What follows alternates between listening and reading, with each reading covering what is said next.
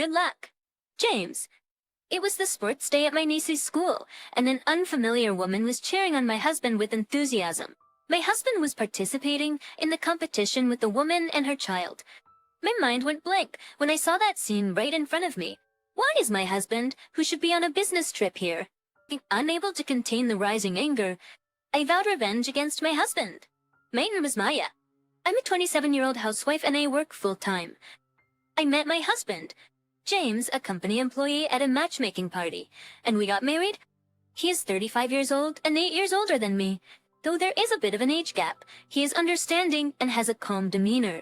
When we first met, he didn't say much, but I was attracted to him as he listened to me sincerely, and we started dating. Our relationship was great, and we got married after dating only for 3 months. My husband's job involves frequent business trips, making him very busy. As a result, all household matters are entrusted to me. Since I work full-time, I'm busy, but I diligently handle the housework every day for the sake of my beloved husband. While the early days of married life were enjoyable, my husband, who is busy, started spending weekends away on business trips, creating a rift between us gradually. This week, I have a business trip from Friday through the weekend. Again? Didn't he just go on a business trip last week? It can't be helped. It's work. Don't nag at me. My husband, unable to hide his irritation towards my question, glared at me. While I understand that my husband's job is demanding, I can't help but express my frustration when he goes on business trips this often. Perhaps due to his reserved nature, my husband often raises his voice when displeased. As I am not the type to stay silent, I tend to retort, and we have been getting into more and more arguments lately. With that, just 1 year into our marriage, the atmosphere between us has become tense. On weekends, I'm bored if I stay home alone, so I often visit my brother's house nearby. He and his wife have a 7-year-old daughter. Because I have been around her since she was a baby. I adore her. The other day she said that she wanted to come to my house, so I organized a sleepover at my place on a weekend when my husband wasn't on a business trip. Since my niece is attached to me, we had a close relationship, almost like sisters with an age gap. While I'm lonely because my relationship with my husband is bad, my niece became a precious source of joy, providing companionship and happiness. As we spent many weekends together, I often took my niece with me when I visited my in-laws, who lived in the same town. My in-laws were kind people and always gave us snacks when we visited. My niece really liked my in-laws, and they also showered her with affection. One day, when I visited my brother's house as usual, I noticed that my niece seemed down, concerned. I asked her the reason. Mia, we have a sports day coming up at school, but only Mom can come for me. Dad has to work, and Grandpa and Grandma are far away, so they can't come, she explained. Oh, I see. That must be a bit sad for you, I replied. According to my niece, other classmates would have not only their parents but also grandparents attending the sports day, and she is sad that her mom would be the only one attending from her family. My parents, who were her grandparents, had moved to Vancouver, making it difficult for them to come here. However, I thought maybe I can go. I quickly checked my schedule, and fortunately, I would be free next Sunday. Oh, might as well. I took out my phone and called my mother-in-law. But to my delight, they didn't have any plan on that day, and they agreed to come to my niece's sports day. When I conveyed the news to my niece, she instantly brightened up, returning to her usual cheerful self with great joy. That night, I shared the story of my niece's sports day with my husband. Whether he was listening or not, he didn't bother to look my way and simply declined, citing his business trip. When my husband's attitude was nothing new, I felt deeply disappointed on that particular day, desperate to capture even a bit of his attention. I found myself talking about how cute my niece was, and other things that he didn't even ask. You've been chattering away incessantly. Do you want a kid or something? Just so you know. I have no intention of having one, my husband suddenly said. You don't have to say it like that. Perhaps my husband was offended by my words, and he glared at me, looking annoyed. I was terribly shocked by his unexpected statement, as I had always assumed that he would want children in the future. As I remained silent, holding back tears, my husband, perhaps in a bad mood, began to verbally abuse me. Why did he have to say such things? Determined not to cry in front of him, I desperately held back bitter tears. I bit my lip in response to my husband's abusive words, enduring it with all my might. After venting his frustrations with a round of complaints, my husband muttered to himself and left the room. At that moment, I broke down and cried on the spot. All the things I had been holding back inside me poured out. Somewhere in my heart, I had probably hoped that having a child would somehow improve our relationship. My husband not only completely denied that hope, but also insulted me, rubbing salt into the wound. I was miserable and I couldn't stop crying. In the end, I cried for hours until near dawn, welcoming the morning with swollen eyes. My husband paid no attention to me in such a state and left for his business trip. Then came the day of my niece's sports day. I headed to my niece's elementary school with the lunch I had prepared the night before. My sister-in-law went to my niece's school early in the morning and had reserved a spot for us, so we were able to watch the event from the front row of the cheering section. My in-laws also arrived early so that they could witness my niece's performance. My sister-in-law thanked them, and with a brief exchange of greetings, we all became engrossed in my niece's achievements. She's a fast runner just like her father. She ran with amazing speed in the short distance run, breezing through the finish line with flair. As she waved and smiled, we applauded and cheered. As the sports day reached its midpoint, it was time for the parent-child activities. To capture the moments of my niece and sister-in-law's performances, I began preparing my camera. Their turn was approaching, and I leaned forward, readying my camera at the perfect angle. Then, an unbelievable sight caught my eye. To my surprise, I saw my husband. He was participating in an event with an unfamiliar boy. My mind blinked, and I stared at my husband in a daze for a while. I had no idea what was happening. My husband made a gesture as if nudging the boy, and they were laughing together, appearing quite friendly. "Go for it, Mums Jatains." A woman appeared and shouted my husband's name. It seemed to be the mother of the boy, and my husband and the boy waved at her. I couldn't believe the scene unfolding before my eyes. Why did he lie about going on a business trip and being with a family? I don't know. Gradually, anger welled up inside me, and my chest tightened. At this point, I thought, screw it. I shouted my husband's name at the top of my lungs and started cheering. Victim in-laws, who were next to me, seemed surprised when I suddenly started shouting my husband's name. "Martha, John, would you cheer for James with me?" He asked. "Mia, what's the matter all of a sudden?" "Oh, Mia, today is your niece's sports day, right? Why are you shouting his name suddenly?" Able to comprehend, my in-laws stared at me. I was too angry to speak, so I silently pointed in the direction of my husband.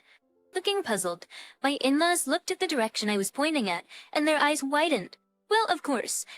They saw a boy they have never seen before with my husband there, just with a firmer tone than before. I asked my in-laws to cheer for my husband once again. Exchanging glances, my in-laws pondered. My mother-in-law seemed hesitant for a moment, but after a while, following my father-in-law's lead, she began cheering for my husband loudly.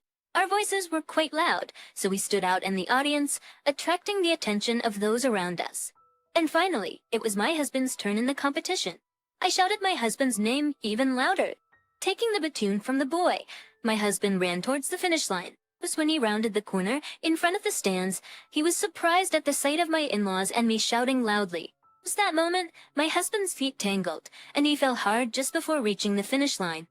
After that, my husband was crouching down for a while, but he quickly left the scene without looking at my in-laws and me. I stood up from my seat, determined not to let him get away, and chased after my husband who was leaving. Then, I spotted him sitting in the school council seats a little distance away. Even from a distance, my husband's face looked pale, and he seemed to be trembling slightly. A woman appeared there comforting my husband and talking to him with a concerned expression on her face. The woman efficiently started treating my husband's wounds, seemingly engaged in conversation with him. Judging from their closeness, it was evident that there was something going on between them. "James, I thought there's no better time, so I called out to my husband." After he flinched for a moment, my husband turned towards me. The expression on his face at that moment was a frightened expression as if he had seen a demon. Expression on his face at that moment was a frightened expression, as if he had seen a demon. In fact, my face probably looked like a demon because I was enraged. On top of that, my in-laws, wearing a demonic expression, appeared from behind me. "James, what's going on here?" "Dad and Maya too, why are you here?" My father-in-law confronted my husband in an angry manner. My mother-in-law, on the other hand, perhaps didn't want to speak to my husband, and she just glared at him without saying anything. My husband, who has always acted so arrogantly towards me, was now cowering like a mouse. I felt pathetic and tears were about to well up. My father-in-law lost his patience with my husband, who was in a panic and didn't get the point, and he was about to grab him. Then, my husband finally confessed as if he gave in. It turns out that the woman and my husband are in a common-law relationship. The boy is the child of the woman, who is a single mother, and not my husband's child. However, the boy seems to consider my husband as his father since he frequently visits their home. The relationship between my husband and the woman started before I got married to him. After we got married, he would lie that he would go on business trips and spend time at the woman's place. My husband didn't want to support a child, but he wanted to maintain the relationship with her, so he pretended to be single and has been getting away with it until now. Faced with my husband's selfish argument, I was speechless in disbelief. If my husband listened to what I was telling him the other day, the worst-case scenario, which is meeting here like this, could have been avoided. I was so angry at my husband's stupidity for not remembering the day of my niece's sports day and for showing up like a fool. Then, at that moment, a question popped into my head. If he had a girlfriend, why did he marry me? I was more curious why he married me than being upset about him having a girlfriend even before we got married. We met at a matchmaking party. It's not a place for people already in relationships. If you had a girlfriend, you should have married her. Why, let me hand you some pot. I didn't want to get married, actually. But what can you do? My parents were pressuring me to get married quickly, and there was no way that I was going to support a child. Without any remorse, my husband said to me. His words were so shocking that I crumbled to the ground on my knees. All the efforts I made to get along with my husband, what were they for? To make matters worse, my husband deflected blame for his actions onto his parents, which was a cowardly thing to do. It was beyond despicable. At this point, I began to doubt my husband's character, rather than being angry. At that moment, my father-in-law, who had been silently listening to our exchange, grabbed my husband's collar and knocked him down with a punch. My husband crashed into chairs, collapsing dramatically. Following my father-in-law, my mother-in-law started hitting my husband's head hard. She shed tears and apologized to me while hitting him. I couldn't forgive my husband for causing such pain to my kind in-laws. Then, the woman joined in. Up until that moment, she didn't know that my husband was already married, and she had believed they were soon to be married. Feeling deceived, she started attacking my husband. No wonder. My husband not only hurt the woman, but also hurt her child. She had a good reason to hit him. Even when I found out about my husband's relationship with the woman, I couldn't bring myself to blame her. But considering what my husband had done, she was a victim just like me. After we beat the hell out of him, he apologized while crying. Just because he apologized, it doesn't mean that he is forgiven, but our anger had somewhat subsided, so we left. After that, my husband and I got divorced. Of course, initially, my husband resisted paying alimony, but after being strongly admonished by my in-laws, he eventually agreed, and I received a substantial amount of alimony. Additionally, it turned out that my ex-husband had hinted at marriage to the woman, and he had been receiving money from her. As a result, she filed a marriage fraud lawsuit against him. To have the charges dropped, my ex-husband had to pay a settlement, accumulating more debts. Additionally, the entire scandal became known at his workplace, leading to my ex-husband being removed from the fast track to promotion. With a reduced salary, my ex-husband found it difficult to repay his debts. He apparently pleaded with my in-laws for help. However, my in-laws turned him away when he came to their house, refusing to offer any support. Having completely given up on my ex-husband due to this incident, my in-laws decided to sever all ties with him. Hearing this story from my in-laws, I was thoroughly disgusted at what a selfish man he was. My ex-husband, managing on a meager salary, was struggling to repay his debts and facing financial difficulties. Considering my ex-husband's actions, he brought it upon himself, and I can't find any room for sympathy. As for me, I've been extremely tense and finally snapped after the divorce. I barely managed to go to work, and I just stayed home most of the time on weekends. However, what saved me was the presence of my niece. Mia, you seem a bit down. How about I share some of my energy with you? Thank you, Ella. Thanks to you, Auntie feels a lot better. I gently hugged my niece, who was looking at me with sparkling eyes. That's right. There's no use dwelling on things. I should just look forward, because I have a long life ahead of me. Thanks to my niece, I regained my vitality.